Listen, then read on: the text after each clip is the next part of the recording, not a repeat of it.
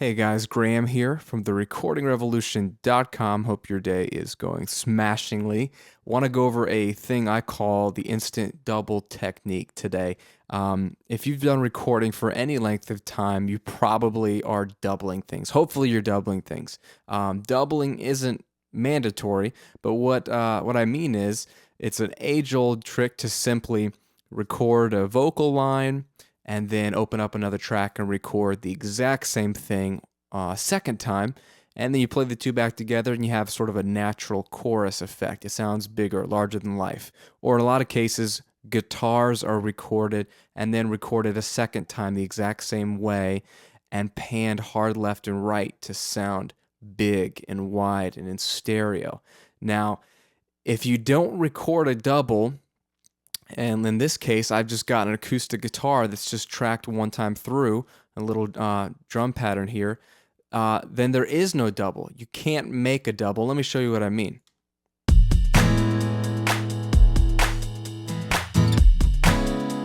Okay, just a guitar part right here. If I were to open up a new track, okay, and say, yeah, I want to double this, make it bigger, call it acoustic double, let's say. And then if I were to simply use the power of digital recording and drag a copy over and pan it left, pan this one right, should sound big and wide, right?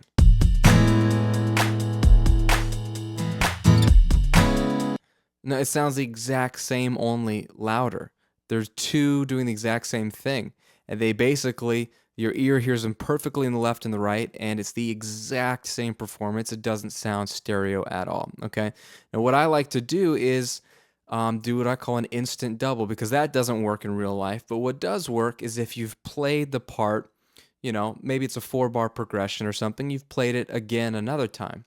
All that your ear needs to hear is the exact same performance type thing, same progression, same style, same rhythm and tempo, but as long as it is slightly different than the other track, your ear will perceive them as two separate things, and therefore you can play with stereo, make it wide. So what I mean is, I played through the riff here, it's 4 bars, and I kept playing. I punched in and played another 4 bars. These were, technically not the exact same performance.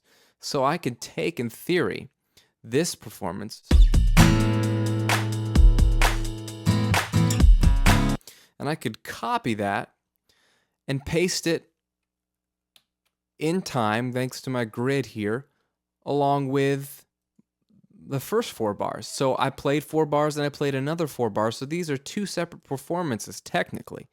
And what I'm going to do is just pan one left and one right and take a listen.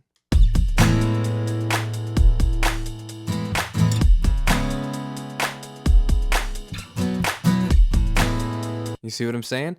You've got it's like I played it twice. You have 2 of me, one on the left, one on the right. Sounds nice and full. And all we did was copy and paste. Now, if this is all I had to go with, let's say I didn't record past bar 8, 4 bars, another 4 bars, then you can play and mix and match the same way. I can take the first 4 bars, drag a copy of that over here. So now this performance is different from these bars because, again, I played the first 4, these are the second 4, so this should work out perfectly.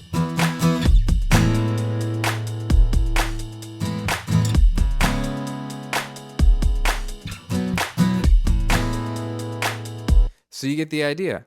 It sounds like I've played this part twice, and so I could go through the entire song and do this as well. Same thing here when you get to the chorus. I need to find where I repeat.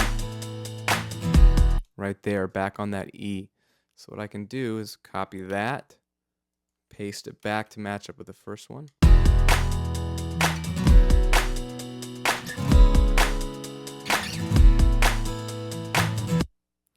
And that's the beauty of it. It's not perfectly the same. It's like I kind of have some ghost notes that are slightly different.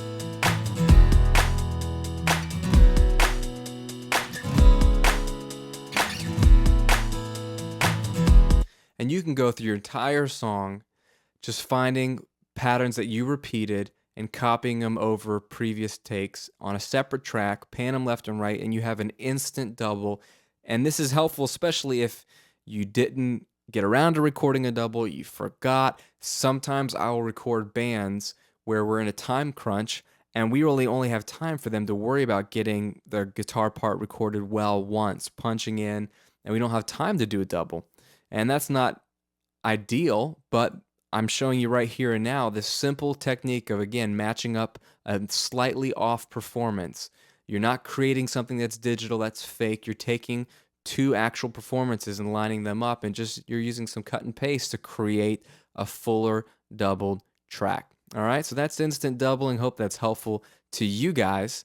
Thanks for tuning into all the videos. And again, you guys are the best, leaving awesome comments, asking good questions. If you have a specific question with recording, producing, Pro Tools, let's say, any of those things, send me an email, leave me a comment on YouTube or on the site. Let me know what you want to see. I'll see if I can make a video for it. Hope you guys have a great rest of your week.